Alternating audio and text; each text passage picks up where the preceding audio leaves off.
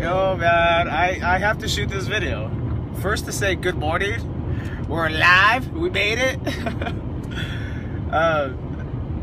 Second, like, here I am driving. Yes, what I'm doing right now is completely illegal by holding my smart device in my hand. I have my mount left in my time machine over there in Los Angeles. I'm currently traveling through the desert. Hold up. Back there is Baker, which Baker is a little city or town just south, about an hour south of Las Vegas, Nevada. And here I am driving on the 215 freeway. You see this freeway that I'm driving on? Or not 215, it's the 15 freeway. I drive it often. It's a major artery that goes from California all the way up to, shit, I don't know, Idaho, North Dakota, South Dakota, something like that. Please excuse the lighting. People, you know, I'm on my way to a funeral right now. I happen to oversleep. I'm probably going to be like 30 minutes behind. But it is what it is. You know, it is what it is. But here, I'm not rushing. You know, I'm not rushing on the road, trying to cut people off and get over and all kinds of stuff. Because I know this is what people do. Like, oh my gosh, we're in a rush. You know, whether it's to work, at a family gathering, or any kind of event, or whatever it is. You know, I travel on the road often, and I see a lot of different driving personalities throughout the country. and even individuals from around the world, because there's a lot of foreigners that come out here and end up getting rental cars and driving. But on this particular artery, the 15 freeway, people blow my mind. You know, there's constantly signs about buckling up, how many deaths have been experienced on, you know, in the state of Nevada throughout this year or year to date.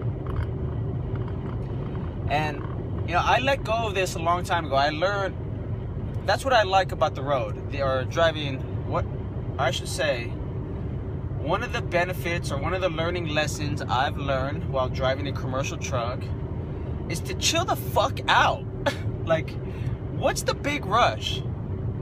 Seriously, if you woke up late, that's your damn fault. Nobody else's fault. Or why not try to look at it like I look at it? That's the way it's supposed to be. That's the time that you're supposed to show up whenever you show up to work. And if you don't like it, if you're getting reprimanded for it, you know, you're getting written notices from the boss, or I don't know, whatever it may be. If there's some discomfort, don't put our lives out on the road at risk just because of your incompetencies or your lack of responsibility. It's no one else's fault but yours. Here, let me get you down low. It's no one else's fault but yours. And our lives out on the road, many people's lives out here, do not deserve such narrow-minded, ignorant, rudeness. Just wrong. It's just wrong. And the reason why I started laughing is because, you know, I'm in the fast lane and I see the traffic in the slow lane. There's only 2 lanes here. And I have my car set on cruise control. Just because I like to optimize fuel efficiency and whatnot. Oh, I mean, I know these things. But at the same time, I'm trying to save my legs. Like, I don't want to keep pressing on the brake, pressing on the gas, pressing on the brake, pressing on the gas. So I try to find a medium speed that is balanced with the flow of traffic. And we constantly have individuals trying to make passes, and they lack the ability to gauge speed and distance. And here they are. They see me closing the gap between me and a big commercial truck. I'm in my little mini time machine right now. But they see me closing the gap, yet they want to go in that lane and jam by, and they realize that they can't make it, and then they press on the brakes, and then they're finally in my peripheral vision. And I just look at them and laugh, like with a big smile, like Like, is it really worth that? You know, and I ended up passing it with a big smile and laugh, like, wow. So then he comes back around after he makes the pass of the truck. And I'm just in giddy mode, like, dude, what does it really matter? You know, because the traffic up ahead, you can't get around it unless you're going to try to weasel in and out, like, and that's annoying. And above and all that, it's completely dangerous. You're not only putting your life at risk, but you're putting all our lives at risk. And not that I'm okay, and not that I condone it, but seeing this and understanding where the minds are of people today in society, just a rush. Like, seriously, I got a couple pills for you, I think, or I might be able to find some, or, you know, go smoke a joint or something, because you need to chill the fuck out. It is not worth it. Life is way too precious. But here's the funny thing, you know, and I'm so glad that my energy, I felt like my energy was transferred,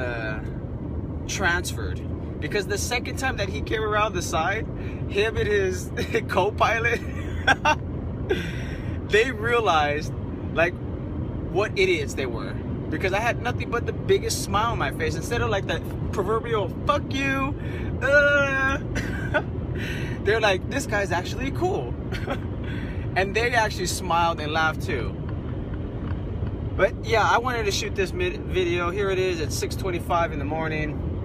I already know I got to deal with Southern California traffic. And what can I say? You know, I actually set my alarm to wake up at, I don't know, 2 in the morning, just because I didn't want to drive last night, go get a hotel. It was just all going to be just madness. But here I am, you know, if I'm late, I'm late. And that's what it is. I don't care. My family, I'm showing up because it's part of my value system, and I want to show up to my brother's funeral, regardless if I'm late or not. It's not like I'm going to go up there and have a talk and everybody's waiting for me anyways. But anyhow, when I get there, I get there. And that's the beautiful thing. Like, I'd rather show up late than not show up at all. And here I am, while these guys are passing behind me, we're laughing, and I'm laughing, I'm making them laugh. I'm in the middle of listening to a podcast to who I like to refer to as some of my digital brothers. I don't care, even though they haven't met me and I haven't met them. I've heard them enough. I like their personality enough. I resonate with them enough that you know, I've made some substantial, for my circumstances, some substantial financial investments and commitments. And I just shot a video yesterday about cheers to those following through, you know. But I'm listening to their podcast in the middle of this, and I'm just like, wow. You know, how am I going to put myself in a happy corner? I just have to show up. And in order for me to show up, continue showing up, whether I'm late or not, on time or not. I know it's an annoying pet peeve, being late for people, but it is what it is. You know, I'm not going to fight it. It's energy that's, having this guilt. Fuck that shit. No. I'm going to put myself in a happy state and say, at least I'm going to show up. And then what's going to get me there to show up, whether I'm late, is by being careful. Being mindful of things. Not just my life, but everybody else's life out here. And that's my takeaway from the video. This video today is be mindful. And if you're late, oh well. That's the way the cosmos orbited. You woke up, or whatever it is. You're supposed to show up late so you can avoid an accident, a potential life-troubling accident. With that said, there's your boy Mark. I'm checking out from the desert. Much love. Peace!